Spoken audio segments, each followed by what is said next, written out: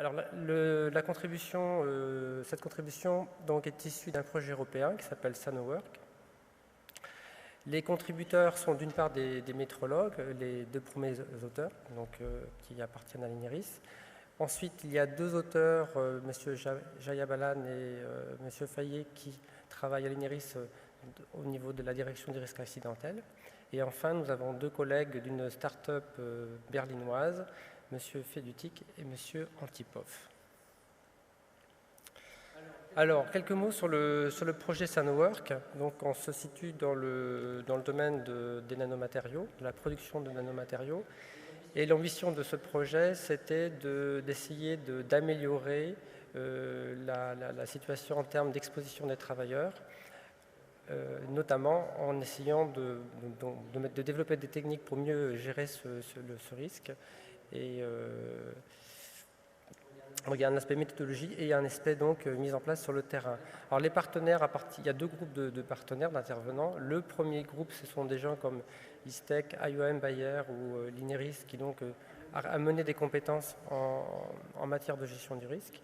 Et puis il y avait un deuxième groupe de partenaires qui, eux, étaient des gens en fait gérant des lignes de production.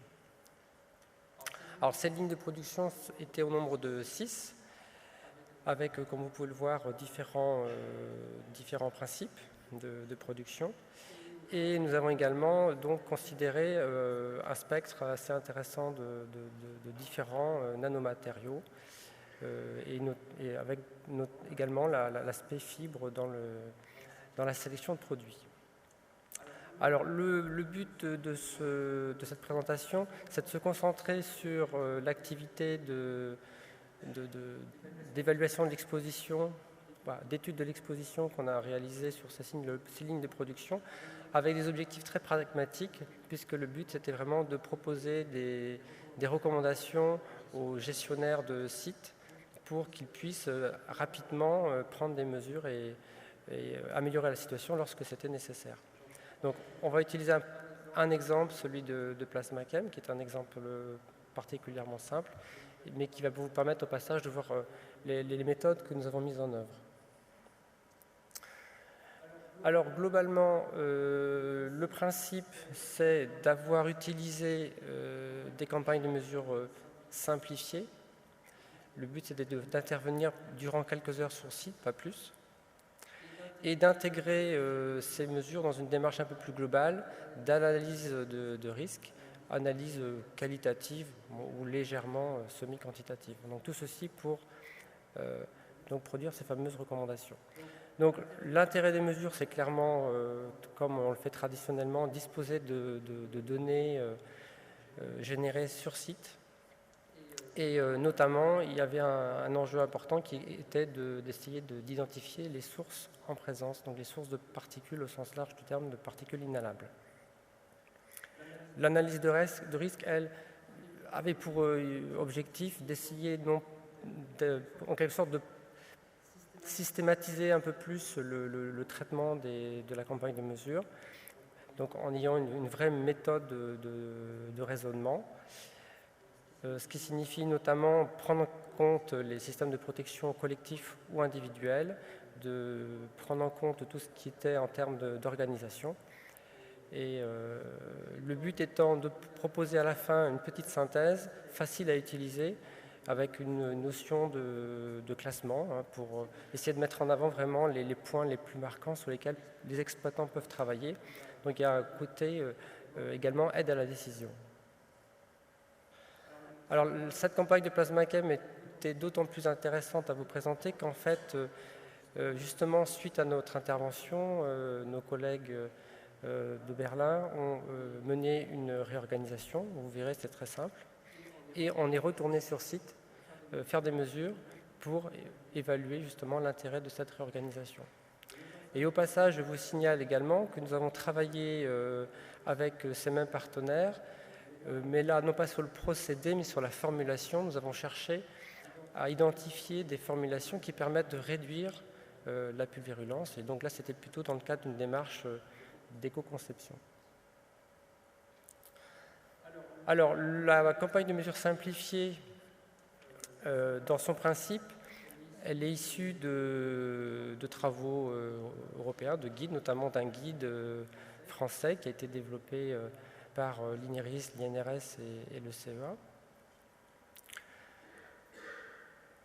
Ce concept donc, de visite préliminaire, son but, c'est de ne pas forcément enclencher des campagnes intensives au sens très très important en termes de durée de déploiement, mais vraiment d'essayer de faire un premier bilan.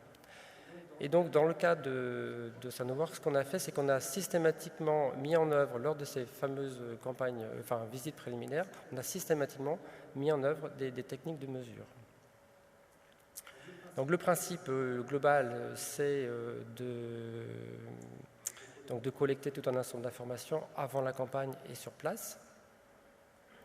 C'est également de s'intéresser à l'aérolique, puisqu'il y a toujours ce que j'appelle, pour ma part, des gags. Ça m'est arrivé d'avoir des gens qui me disent telle bouche d'aération, c'est de l'air qui rentre, on vérifie, c'est de l'air qui sort.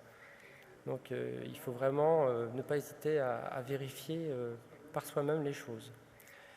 Ensuite, en termes de mesurage pur, donc on utilise un compteur portable de noyau de condensation, donc pour avoir les particules inférieures à 1 micron. C'est un très bon indicateur de la concentration générale. Et on complète par un préleveur dit MPS, donc c'est le petit appareil qui est ici, donc qui part d'une idée finlandaise et qui a été évaluée, développée à l'INERIS. Et son grand intérêt, c'est de vraiment pouvoir essayer d'établir des liens entre le procédé, les différentes sources potentielles et la nature exacte de l'aérosol en termes de composition élémentaire et de forme. Et l'autre élément aussi décisif, c'est vraiment l'outil qui va permettre de se prononcer quant à la présence ou non d'une nanostructure dans l'aérosol, sachant que donc ces prélèvements sur grille sont examinés en microscopie.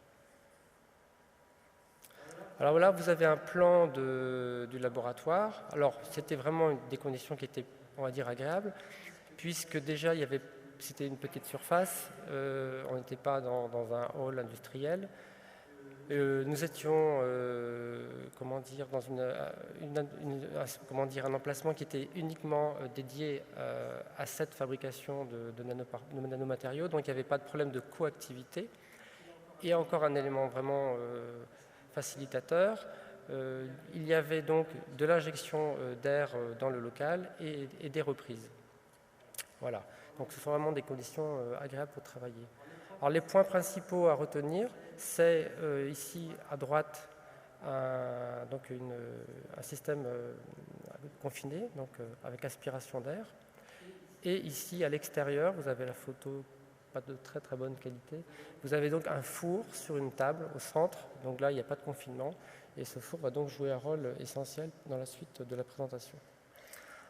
Alors le procédé en fait consiste à préparer une suspension contenant donc du zirconium dans la hotte que j'ai indiquée tout à l'heure.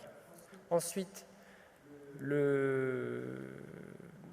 cette matière est transportée à travers la pièce pour arriver jusqu'au four.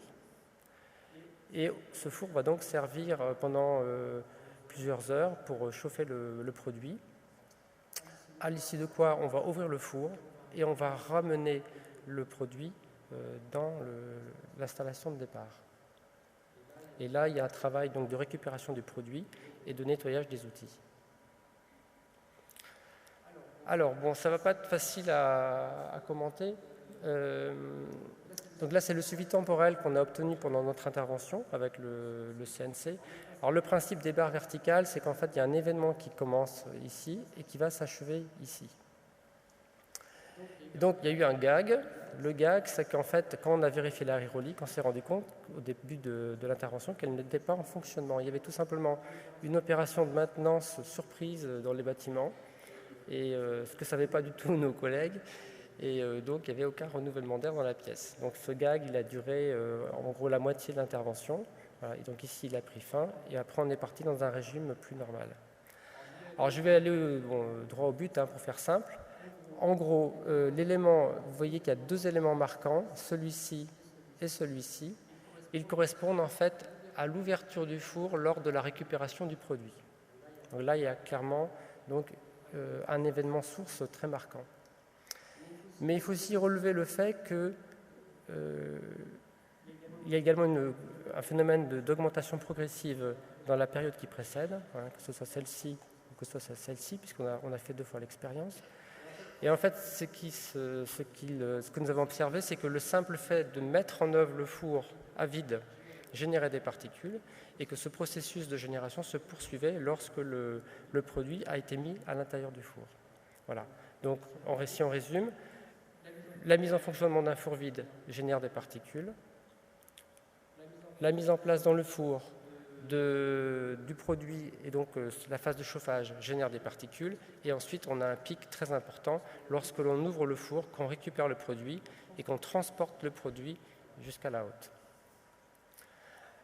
Alors, nous avons utilisé le préleveur sur grimette à différentes reprises, mais là, je vais faire simple, je vais aller droit au but. Donc, on a clairement identifié dans l'aérosol des particules d'oxyde de zirconium ayant un lien temporel évident avec l'utilisation du four et de ce produit à l'intérieur. Alors je vais passer rapidement sur la partie analyse de risque qui a été assurée par mes collègues. Donc ce qu'ils ont cherché à faire, c'est intégrer la totalité des informations qu'ils avaient collectées sur le site. Donc là, vous avez donc tout est répertorié, hein, les équipes, la nature du procédé, le phasage temporel du procédé, tout ce qui existe en termes de confinement, de débit, etc. Le port de pays, la nature des EPI. Et puis, évidemment, ils ont pris en compte les résultats de la partie mesurage. Donc là, le but est de produire un indice dit de criticité qui permet d'exposition, qui permet en gros de sortir une valeur colorée, vert, orange ou rouge. Donc le résultat de cette approche confirme bien donc, les observations, à savoir que ce qui ressort clairement dans l'ensemble du procédé, c'est vraiment la phase de chauffage du produit et sa récupération en ouvrant le four et en transportant la matière. Alors, les recommandations qui ont été faites, la première d'entre elles, évidemment, a été de mettre en œuvre un confinement autour de ce four. Et ensuite, il y a des éléments secondaires, à savoir faire un choix de pays qui soit adapté au risque nano, améliorer sérieusement tout ce qui était donc entretien, maintenance de l'outil, et puis ensuite des recommandations assez classiques au niveau des EPI, et également un conseil important qui est de mettre en place une filière de gestion des déchets qui soit spécifique aux nanomatériaux. Donc ensuite ça va aller très vite, ça va être très simple. Ils ont tout simplement pris le four et ils l'ont placé dans la hotte qui leur sert également à préparer le produit. Voilà. Donc nous sommes revenus faire des mesurages. Donc là vous avez le suivi temporel du même compteur. Donc ce que l'on a observé, c'était que le suivi temporel devenait en quelque sorte indépendant des événements qui intervenaient dans la pièce en relation donc avec le procédé de fabrication de ce dioxyde de zirconium. Ensuite, d'un point de vue qualitatif, donc on a prélevé des particules, on les a observées, et on a retrouvé des particules de suie ou d'huile qui étaient des classiques qu'on avait déjà dans le fond du laboratoire, qui sont des classiques en milieu urbain, mais en aucun cas nous n'avons retrouvé de dioxyde de zirconium. Donc, notre conclusion est donc que le mesurage confirme le succès de la réorganisation. Voilà. Donc je vais m'arrêter là. Merci à vous. Merci.